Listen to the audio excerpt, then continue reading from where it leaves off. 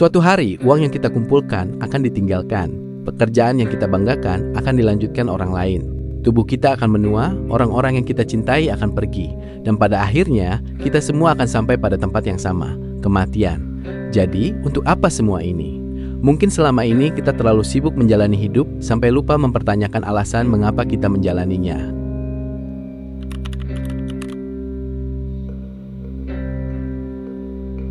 Coba perhatikan bagaimana hidup kita berjalan.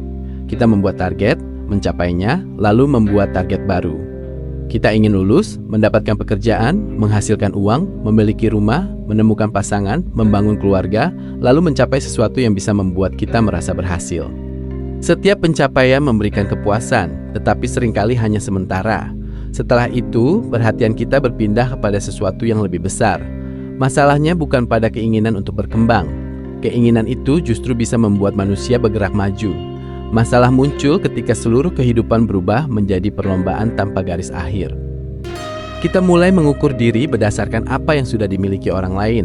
Gaji orang lain menjadi standar, rumah orang lain menjadi standar, karier orang lain menjadi standar, bahkan kebahagiaan orang lain bisa menjadi standar. Akhirnya kita mungkin menjalani kehidupan yang terlihat berhasil, tetapi bukan kehidupan yang pernah kita pilih dengan sadar. Kita hanya mengikuti urutan yang sudah dibuat masyarakat, sekolah, bekerja, menghasilkan uang, membeli sesuatu, membangun status, lalu mengulanginya. Dan semakin lama kita menjalani pola tersebut, semakin sulit membedakan antara apa yang benar-benar kita inginkan dan apa yang sejak awal diajarkan kepada kita untuk diinginkan.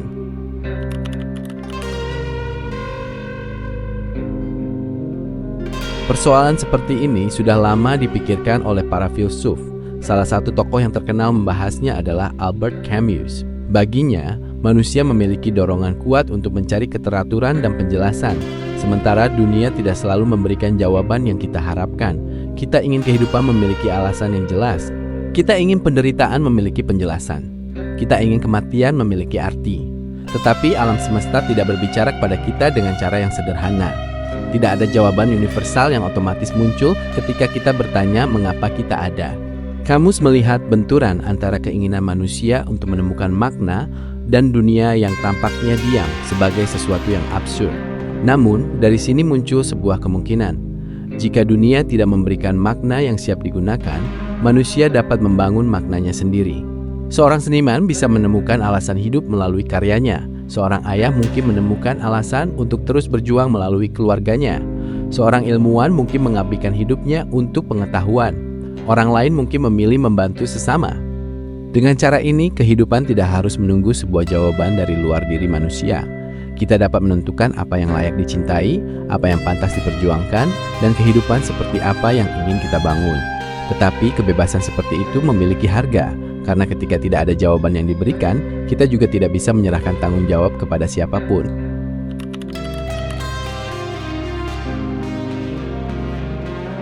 Bayangkan Anda membuka peta sebuah kota yang memiliki ribuan jalan, tetapi tidak menunjukkan satupun tujuan. Anda bisa pergi kemana saja, tidak ada yang melarang, tidak ada yang memaksa.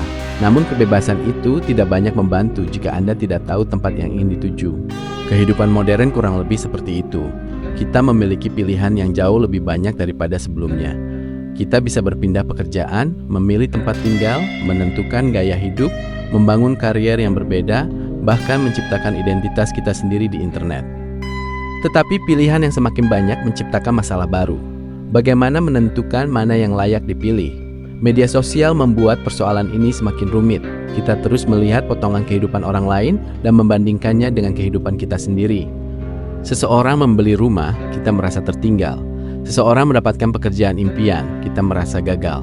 Seseorang bepergian ke berbagai tempat, kita merasa hidup kita terlalu biasa. Tanpa sadar, kita bukan lagi memilih berdasarkan nilai yang kita yakini. Kita memilih berdasarkan apa yang mendapatkan perhatian. Dan ketika seluruh keputusan dibuat untuk mendapatkan pengakuan, kita bisa kehilangan kemampuan untuk mengetahui apa yang sebenarnya penting bagi diri sendiri. Mungkin itu sebabnya seseorang bisa memiliki begitu banyak pilihan, tetapi tetap merasa tidak tahu harus pergi kemana.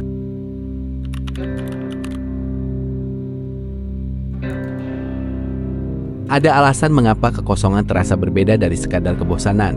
Bosan berarti kita tidak memiliki sesuatu untuk dilakukan. Tetapi kehilangan makna berarti kita tidak melihat alasan mengapa sesuatu perlu dilakukan. Perbedaan ini sangat besar. Seseorang bisa bekerja selama berjam-jam tanpa merasa terbebani ketika ia tahu pekerjaan tersebut melindungi keluarganya. Seorang atlet mampu menjalani latihan yang menyakitkan ketika ia memiliki alasan kuat untuk bertahan.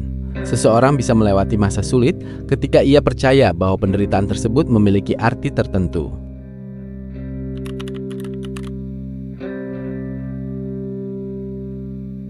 Agama menawarkan titik awal yang berbeda. Ia tidak memulai dengan pertanyaan tentang apa yang ingin manusia capai, tetapi dengan pertanyaan tentang siapa yang menciptakan manusia dan mengapa manusia diciptakan.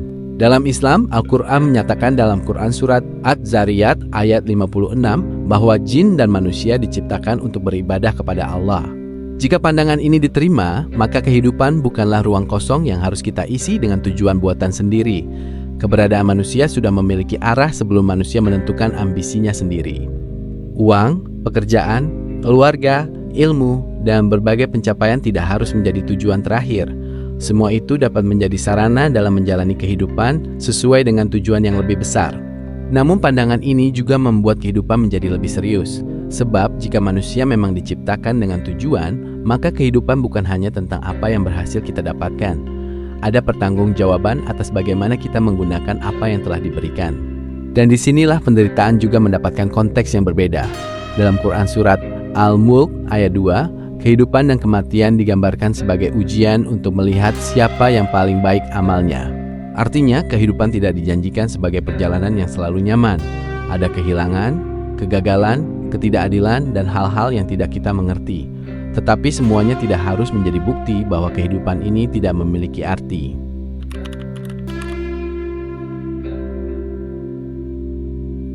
Kalau kita melihat semua perspektif tadi, ada dua kemungkinan besar.